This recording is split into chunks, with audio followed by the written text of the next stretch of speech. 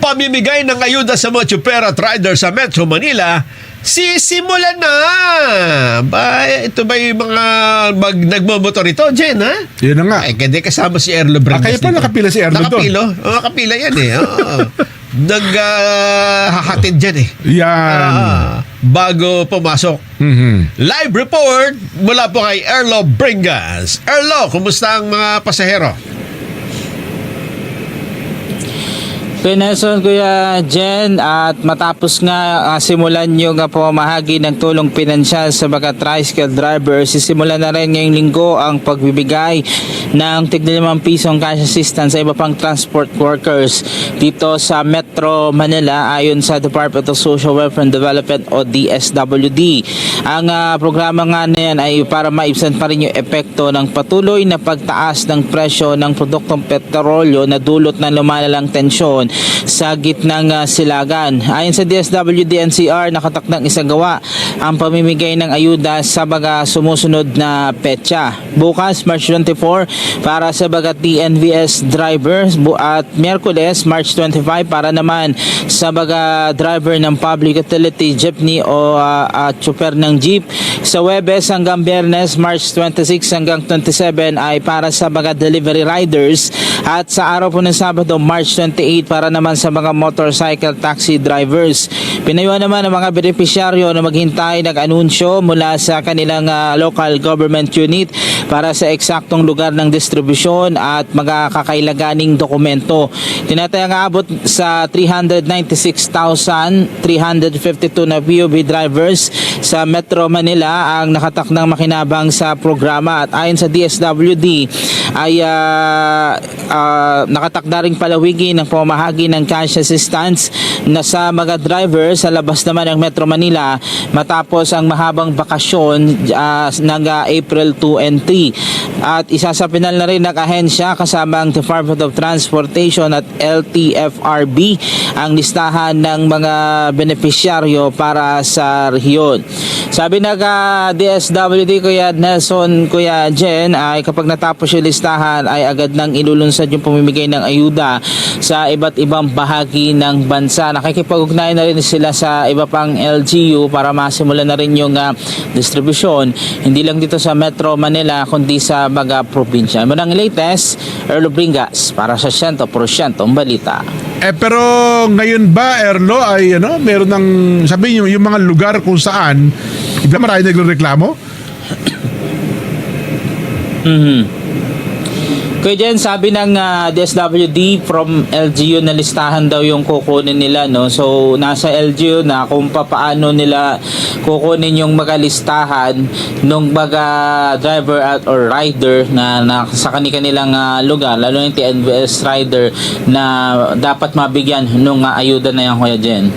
Ayon, saan manggagaling yung listahan? Doon sa kumpanya, yung TNBS company?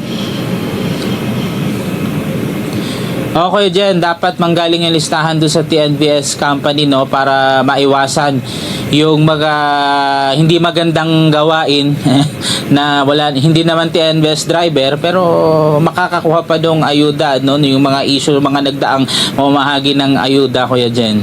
Ayun. Naku, sana mabigyan lahat, Kasi nang kailangan talaga eh. Pamatid gutom nga, nga, di ba? Oo, Kuya Jen, kasi talagang sobrang taas ng presyo ng gasolina ngayon, lalo na yung mga nag-MC taxi. Pero mo kikita ka ng 800 sa buong ride mo, ang karga mo ay 500 plus. Magkano na lang maiuwi mo sa pamilya mo? Ayun na nga. Paano nga ba? Ano ang diskarte ngayon ng mga rider? Kuya Jen, yung iba ay ginagawa pa 200, 300, ganun na lang muna daw yung karga kasi hindi kaya talaga ng full tank kasi for example, from 380 mo na full tank sa isang motorsiklo na 7.0 ang full tank, 380 nung una, ngayon nasa 580 plus na.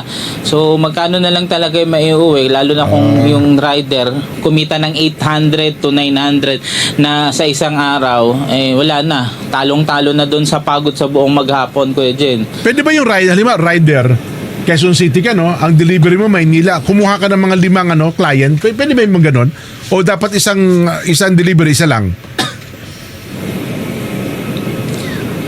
Sa pagkakaalam ko, Kuya Jen, no, depende dun sa mismong delivery application, no. Pwede kasi yung parang draft off point or parang hindi siya yung urgent na delivery. So, yung rider pwedeng may daanan pang ibang mga pick up na ibang maaring i-deliver. So, ganun yung style, no. Pero mas mura ng kaunti yung kung yung babayaran, at yung isa naman yung parang priority na trabaho kayo dyan. Ayun, kung priority, isa lang ang dapat. Sabihin, kumbaga, madala mo yan sa lalong madaling panahon. Pero kapag ka-drop off, pwede kang hanggang 5, 10. Basta on the way.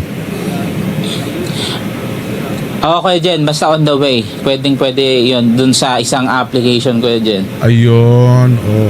Ganun pala ang diskarte, no? Mayroon pa bang bakante dyan? Bibili kayo yung motor nila. Baka mag-sideline kami nila. Ay, Kaya nako. na, parang gusto ko rin kayo samahan eh. Hindi, tsaka ngayon talaga, kanya-kanyang diskarte na ng driver ngayon, Arlo, di ba? Okay dyan, yung diskarte nung iba, yung ibang rider, binago yung throttle habit, yung pagpigado sa silindador. Kasi talagang manghihinayang ka kada bira mo nung motorsiklo mo. May mga pagkakataon na pababa yung kalsada, mag-free wheel ka na lang, tapos ipreno mo para medyo makatipid ka ng kaunti. Pero napansin mo ba? Sa labas, yung mga kahit mga rush hour, ang dami ng nasasakyan, ha? Sabihin, Nabawasan? Nabawasan talaga. Ang karamihan ngayon, motor. Ang ginagamit, motor. Oh. Kuya Jen, nakakita ka ako, medyo maraming may bagong motor ngayon. Kumuha ng motor na. Ganon. Oh. Sa kasunod siguro, bisikleta na yan, ano? Ayan ang mangyayari na dyan. Ay, no. Anyway, Arlo, salamat, ha?